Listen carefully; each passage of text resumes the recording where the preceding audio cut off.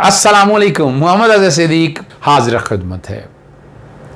दो तीन अहम इश्यूज़ हैं, बहुत अहम इश्यूज़ हैं और वो आपके साथ डिस्कस करना बड़े ज़रूरी हैं और आप तक आगाही देना बहुत ज़रूरी है। एक तो जजेस, फेडरल सेक्रेटरीज़ और वफाकी हुकूमत के मुलाजमीन के हवाले से इस्लामाबाद हाई कोर्ट का जुरिस्ट फाउंडेशन का फ़ैसला है जो इंट्रा कोर्ट अपील में चैलेंज हुआ। वो फ़ैसला क्या था और इंट्रा कोर्ट अपील में हुआ क्या, और कमाल की बात है उसमें फ्रीकैन कौन कौन थे, ये ज़रा दूसरे हिस्से में गुफ्तगू करेंगे।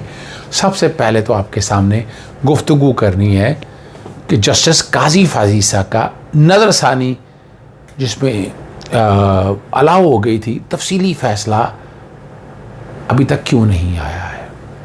बड़े सवाल उठ रहे हैं और कई चीज़ें ज़ेर इल्तवा हैं। मैंने कोशिश की थी चेक करने के हवाले से, इंफॉर्मेशन के हवाले से। फ़ैसला गालिबन लिखा जा रहा है लेकिन छुट्टियां भी अब तो ख़त्म हो गई हैं, अब तो एक्सपेक्टेड है फ़ैसला आना चाहिए। और वो फ़ैसला चूँकि हर कोई तवक्को इसलिए रख रहा है कि उसमें सेट असाइड करने वाला तो था कुछ नहीं।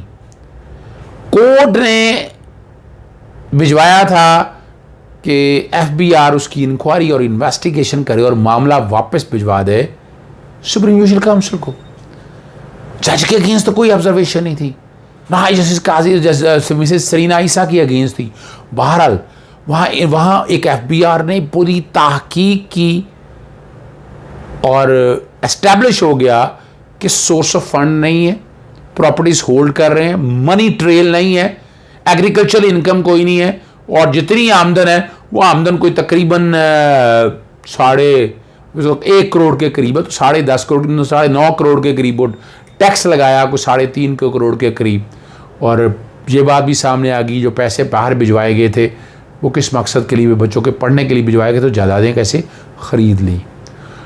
और इस बार बाकायदा एक ख़त लिखा था मैंने चेयरमैन नैब को कि नैब का दायरा इख्तियार क्या है, अभी तक जवाब मुझे नहीं आया। इस पर मैं तफसीली एक अलहदा प्रोग्राम करूँगा आपके सामने। मैं बहुत से वकला की ये राय है कि सिर्फ मिसकंडक्ट पे जज को निकालने के अलावा बाकी इंक्वायरी और इन्वेस्टिगेशन तो होनी चाहिए जैसे आम सिविल सर्वेंट की होती है।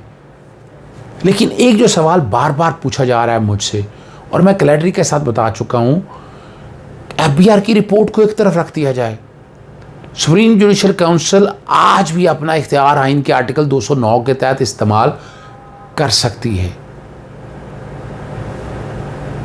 जज के बारे में पब्लिक ऑफिस होल्ड करते हैं, नैब का कानून सेक्शन 9 के तहत स्पाउस को जवाबदेह होना पड़ता है। ये बड़ी क्लैरिटी के साथ है। यानी क्यों हम चाहते हैं कि भागदौड़ नैब संभाल ले। एक इंक्वायरी और इन्वेस्टिगेशन इन ऑल फेयरनेस, ये तो जज साहब को भी चाहिए, उनकी मिसेस को भी चाहिए कि सुप्रीम जुडिशल काउंसिल इसकी एक दफ़ा एक इंक्वायरी कर ले। वो बजाय ख़तों किताबत लिखने के लिए वो ख़त लिख देना, कई दफ़ा आता है ख़तों वाली सरकार के हवाले से वो ख़त लिख दें, ख़त लिख के फिर एक कंट्रोवर्सी, लेकिन हक़ाइक़ छुप तो नहीं सकते हैं। तो ये वो सारी चीज़ें हैं जो सुप्रीम जुडिशल काउंसिल दे सकती है। कईयों ने कहा ओवरसीज़ पाकिस्तान ने कि नेशनल क्राइम एजेंसी NCA वो क्यों नहीं देख रही। बिल्कुल वो भी देख सकती है। सारी चीज़ों को सामने रखते हुए पूछा कि जज के ख़िलाफ़ कोई रेफरेंस, जी आम आदमी हर कोई रेफरेंस दायर कर सकता है, सदर के पास भेज सकता है, सुप्रीम जुडिशल काउंसिल के पास भेजता है। सुप्रीम जुडिशल काउंसिल ने अपने तक FBI की रिपोर्ट को एक साइड पर रखे, लेकिन इसकी इंक्वायरी और इन्वेस्टिगेशन एक स्टेज के ऊपर होना बनती है। अभी आपके सामने जो बात गुफ्तगू करने वाली है वो 9 सितंबर आ रहा है। जस्टिस आयशा मलिक पहली खातून जज जो सुप्रीम कोर्ट की बनने जा रही हैं और उसमें बार में बहुत बड़ी डिवीज़न आ चुकी है, क्योंकि सीनियरिटी का प्रिंसिपल नहीं है। हम जानबूझ के सीनियरिटी का प्रिंसिपल लगा रहे हैं और PLD 2002 सुप्रीम कोर्ट 939 में मैं बड़ा वाज़े तौर पर एक्सप्लेन कर चुका हूँ, और एक नहीं बहुत से जजेस, ये सारे मामला जस्टिस काजी फाजीसा का जब ये मामला शुरू उसके बाद शुरू हुए। कुछ जजेस में ग्रुपिंग की बातें हो रही, कोई ग्रुप नहीं है जजेस के दौरान।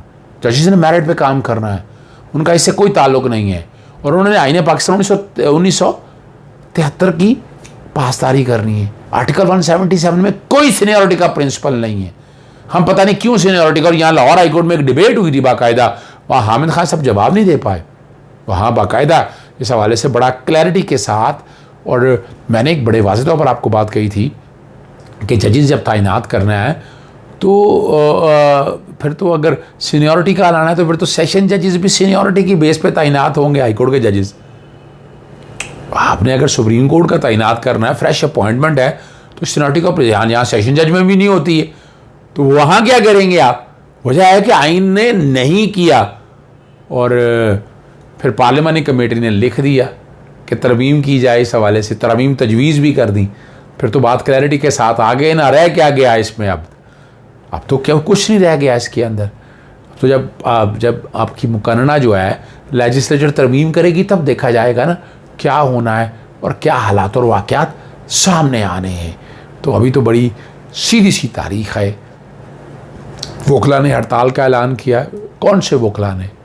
वो जो कोई सिलेक्शन लड़ रहे हैं या कोई सियासत कर रहे हैं, सियासी जमातों के साथ ताल्लुक़ है, या वो सो कॉल्ड लिबरल जो है जो पाकिस्तान के ख़िलाफ़ एजेंडा लेकर चलते हैं, वो लेकर चल रहे हैं सारे मामलात को। और कौन हो सकते हैं कि पाकिस्तान में डिस्टेबलाइजेशन है ना, पाकिस्तान को कंट्रोल किया जा सके जुडिशरी के ज़रिए। इफ्तिखार चौधरी साहब का तो एजेंडा यही था, लेकिन नहीं, यहाँ जजेस मेरिट पे काम करते हैं, उन्हें किसी का एजेंडा टो नहीं करना है यहाँ पर। तो इफ्तिखार चौधरी साहब तो इसी नीयत से आए थे ना, उन्होंने इसीलिए तरीक़ाकार जो रखा, जजेस निकाल दिए गए, जजेस भर्ती कर दिए गए।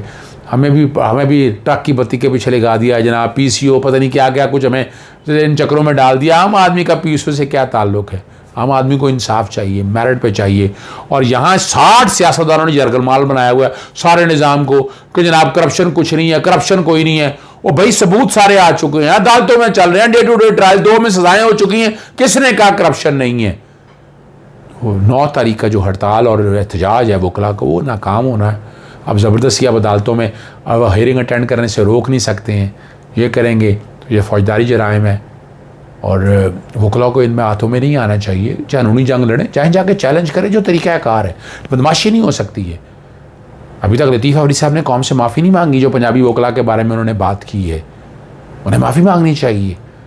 और आकर अब यहाँ बाहर आकर आएँ, लॉन में बैठे ना, क्या ज़रूरत पड़ी है? लॉ एंड ऑर्डर के हालात हैं, आप तकरीर कर रही हैं, जो करें, लेकिन किसी को अंदर जाने से आप नहीं रोक सकते, किसी लिटिगेंट को नहीं रोक सकते। अदालती अमूरात चलते रहने हैं और वो चलते रहेंगे। बहरहाल 9 सितंबर की मैं पहले कहता हूँ नाकाम होगी बुरी तरह से। और जस्टिस आयशा मलिक मेरिट पे आती हैं, मेरिट पे बनती हैं, और उनका बड़ा क्लियर केस है, कोई उसमें दो राय नहीं है, बड़ी वाज़ेह तौर पर चीज़ें मौजूद हैं। और बाकायदा कई जजेस की लिस्टें बनाई गई, केसेस बनाए गए, लेकिन वो मेरिट के ऊपर जस्टिस आयशा मलिक उतरती हैं। और ये वैसे भी स्वाभाविक जो सुप्रीम जुडिशल काउंसिल की है, चीज़ें ऑफ पाकिस्तान की है, नाम इनिशिएट करना, रखना और आगे फ़ैसला करना है। आगे अब आपके सामने मैं 2 चीज़ें अभी रख दूँ। जुरिस्ट फाउंडेशन में रियाज हनीफ राई दोस्त हैं हमारे, उन्होंने जो इस्लामाबाद हाई कोर्ट का फ़ैसला आया था 2 प्लॉट के हवाले से, ये और ये कई दोस्त ऐसे करते रहे प्लॉट में जाकर ये, और मैं बड़ा दुख हुआ, supreme court cooperative employees housing society के ऊपर इल्ज़ाम लगाने की कोशिश की उन्होंने। कोऑपरेटिव हाउसिंग सोसाइटी है, हर डिपार्टमेंट में बनाई जा सकती है, कौन सा उन्होंने ऐसा गैर कानूनी काम किया है? को आप और मेरा पैसा लिया उन्होंने अपने ही मुलाजमीन का पैसा लिया है, पैसा लेके कोऑपरेटिव जगह खरीदी है और दे रहे हैं, डेवलपमेंट करके दे रहे हैं। इसमें पता नहीं क्या मसाइल हैं, क्या परेशानियां, क्या प्रॉब्लम्स हो गए हैं। आना है तो खोल लें उन सियासतदानों को जिन्होंने खाली प्लॉट अलॉट किए हैं, खाली प्लॉट LDO को तबाही की है, वो रिकॉर्ड की बातें हैं। रियाज हनीफ राई साहब ने ये मामला उठा दिया है ना, और उन्होंने तकरीबन फ्री कैन बनाए हैं कोई 12 के करीब, और उसमें चलें मैं बाकी को तो छोड़ देता हूँ। शौकत अजीज़ साहब का वज़ीर आज़म, मियाँ Soomro ex caretaker prime minister, Nawaz Sharif साहब का वज़ीर आज़म, इमरान खान साहब मौजूदा वज़ीर आज़म, और registrar supreme court of Pakistan NAB वगैरह को पार्टी बनाया है। तो यहाँ से चीज़ क्लैरिटी के साथ आ जाएगी। Islamabad high court justice Mohsin Akhtar Kayani ने बड़ी खूबसूरत जजमेंट दे के मामला छोड़ा है काबीना के ऊपर। काबीना इस सारे मामले को देखे और वो जो इसका इस्तेहकाक है वो इसके मुताबिक कानून साजी करनी है, उसके मुताबिक करें। खाली नोटिस कर दी हैं, अब इस नोटिस में आगे क्या होता है इंट्रा कोर्ट अपील में, मैं देख रहा था वो प्रेयर से आगे चलेगी इंट्रा कोर्ट अपील। बहरहाल मेंटेनेबल है या नहीं है, that is a separate issue. लेकिन शिकंजे में अगर आना है तो नवाज शरीफ बड़ी बुरी तरह से इस केस में आ सकता है कि जिस तरह नवाजा हुआ जिस तरह लोगों को फ़ायदा दिया, और कोई बोल नहीं रहा इस पे नहीं बोल रहा कि ये सियासतदानों ने क्या लूट मार की है, क्या एडवांटेजेस लिए हैं, क्या LDO को तबाह किया है। वो तो ये तो सो कॉल्ड क्लास जो लिबरल है वो तो समझती है ना कि करप्शन बात ही कोई नहीं है ना, वो तो कहती करप्शन कोई नहीं है। कमाल की बात है, इतना झूठ कि सारा कुछ रिकॉर्ड पे आया, साइकिलों पे चले और कहां से कहां तक पहुंचेंगे। जो इसाकडार का प्रोग्राम किया उस पर कहा जी वो अपनी अगर पैसे कमा लेंगे, पैसे जायज़ कमाए तो किसी को बुरे नहीं लगते हैं। साइकिलों से जाकर बंदा को घर ही बना सकता है ना DHA वगैरह में, या और क्या कर सकता है, गाड़ी रख सकता है। इतने बड़े बड़े महल अरबों रुपया तो नहीं कमा सकता ना। कौन सा है जायज़ कारोबार बता दें कि जिसमें इस तरह अरबों रुपया कमाया, और ख़ास तौर पर ये सियासत है इन्होंने लूट मार रखी। तो इज़ाकडार का सवाल ये नहीं है कि साइकिलों से जाकर वहाँ तक जायदादें बना ली, सवाल ये है साइकिलों से अरबपति बन गया, लूट मार कर करप्शन और करप्ट प्रैक्टिस की जो एडवांटेजेस लिए, हुकूमत में आके जो फ़ायदे दिए, ये है वो चीज़ें जिसको रोकना है। मेहनत और मजदूर से करें, रब पाक भी ज़ात पसंद करती है। ज़रूरत से ज़्यादा रिज़्क़ का हिसाब बड़ा ख़तरनाक है। बहरहाल इजाज़त चाहूँगा। अस्सलामु अलैकुम, अल्लाह हाफ़िज़। पाकिस्तान जिंदाबाद।